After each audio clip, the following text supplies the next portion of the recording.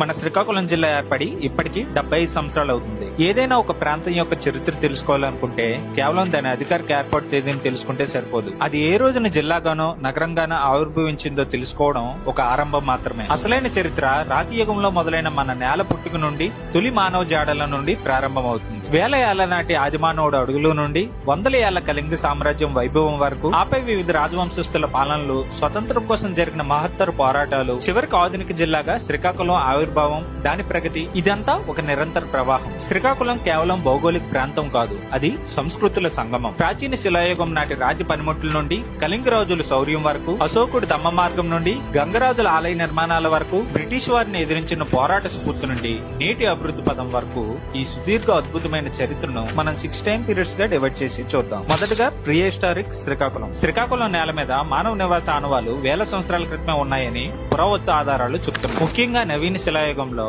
ఈ ప్రాంతంలో మానవ నివాసాలు ఉన్నట్టు ఆధారాలు లభించాయి. మన దన్నానపేట, సంగమైకొండ వంటి ప్రాంతాల్లో రాతి పనిముట్లు, డాల్మన్లు కనుగొనబడ్డాయి. ఈ కాలంలోనే ప్రజలు స్థిర నివాసాలు ఏర్పరచుకుని వ్యవసాయం చేయడం ప్రారంభించారు. ఇది శ్రీకాకుళం ప్రాంతం అనాదిగా మానవ నివాసానికి, సంస్కృతి వికాసానికి అనువైందని తెలియజేస్తుంది. నందిగా మండలం కొండతెంబూరు సమీపంలో జోగులమెట్ట కొండపై పురాతన గృహ చిత్రాలు కనుగొనబడ్డాయి. ఇవి దాదాపు 15,000 నుండి 10,000 సంవత్సరాల నాటివని అంచనా. సర్బుజ్జల మండలం వెన్నెలవలస సమీపంలో కూడా కొప్మాక్స్, వర్షపు నీటి కాలువలు కూడా బయటపడ్డాయి. ఇక్కడ దొరికిన రాతి పనిముట్లు అప్పటి జీవన శైలిని, వేట నైపుణ్యాల్ని తెలియజేస్తాయి. Second period Kalinga empire and Ashoka ruling. క్రీస్తుపూర్వం 3వ శతాబ్దంలో నేటి శ్రీకాకుళం జిల్లా ప్రాంతం ఒకప్పుడు అపారమైన శక్తివంతమైన కళింగ సామ్రాజ్యంలో అంతర్భావంగా ఉండేది. ఈ కళింగ రాజ్యం ఒడిశాలో కటక్ నుండి ఆంధ్రప్రదేశ్ లో పిఠాపురం వరకు విస్తరించి ఉండగా కళింగకు అనేక రాజధానులు ఉండేవి. వాటిలో ప్రస్తుత దంతపురం ఒక రాజధానిగా వెలిసిల్లింది. శ్రీకాకుళం జిల్లాలో ఉండే కళింగపట్నం కళింగ సామ్రాజ్యంలో సముద్ర వ్యాపారంలో గొప్ప పాత్ర పోషించింది. క్రీస్తుపూర్వం 261లో